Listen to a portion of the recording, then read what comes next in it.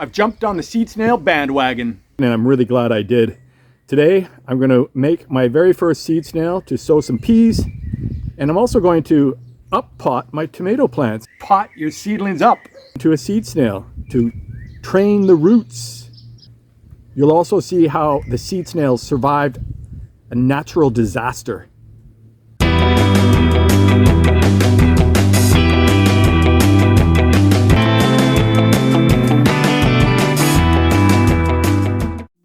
First things first, credit where credit is due. This seed snail seed starting method is being credited to a woman in Wales named Farida Sober, who made it really popular last year on Instagram. Her reported benefits: space saving, use less seed starting mix, root training and health, the reduction of transplant shock, and deeper water and nutrient collection.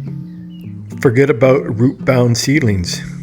Use less plastic by upcycling and recycling materials like burlap or old feed sacks, jeans even.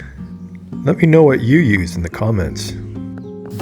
This is a method of starting the seed starting mix that I learned from Ashley in a YouTube channel called Gardening in Canada. This ensures that you have no dry spots and you have nice uniform humidity throughout your seed mix.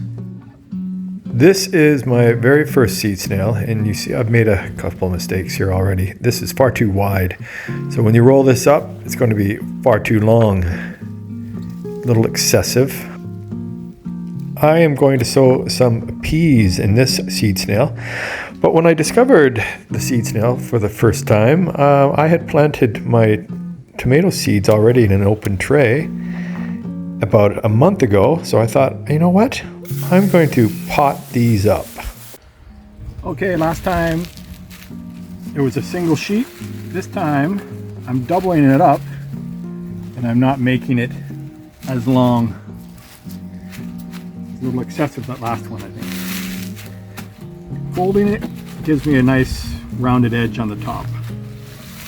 That's the idea anyway. And this time I didn't soak the soil potting mixture as much.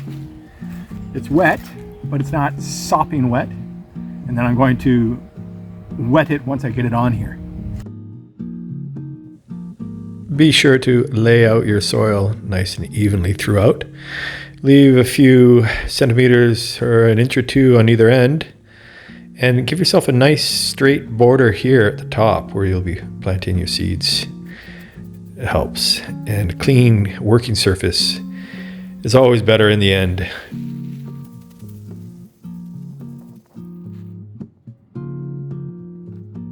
Here's a variety of tomato seeds that I sowed in this tray, and it's going to be about a month since I sowed them, and I'll be potting them up. So as you can see here, these are the original seed leaves. So I've waited for at least 2 true leaves to come out, and I have some more coming out the center. And clearly these are too close together. So what you normally do, you can either just pull them out and transplant them, or put them in the compost, or just cut them out so you don't disturb the roots. Today I'm going to prick them out and put them in the snail. Okay, let's give it a go. We can get much better roots than that.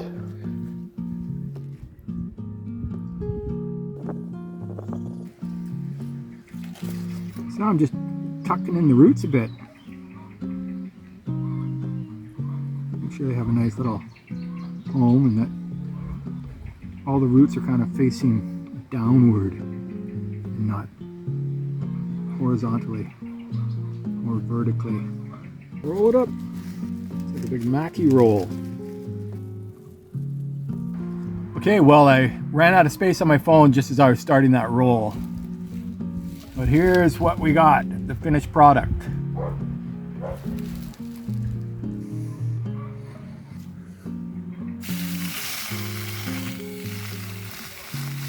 So this time I've decided to do a little impression where I want the stem and roots to lay, so it gets buried a little deeper into the potting mix.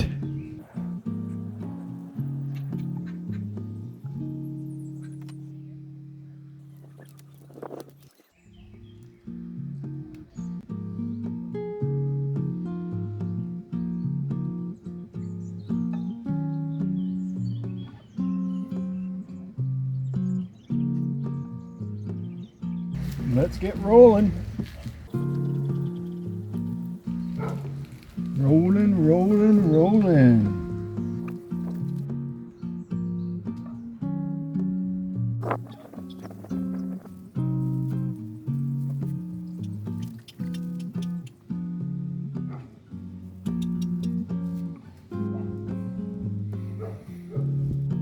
Here we have, in these 3 little seed snails, about 60 tomato plants growing.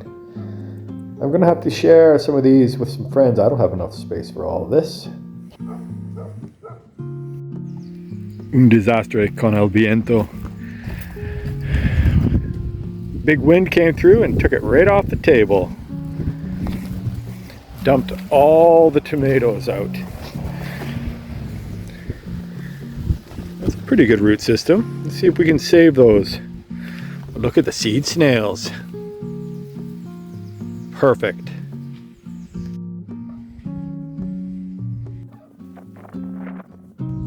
So, like root training seed trays, the roots grow down and they get a little air pruned when they come out the bottom, which tells the plant to send down some more. That's the theory anyway. No root-bound roots here. These are the beefsteak organic from Amers from the Ontario Seed Company. Look at those beauties.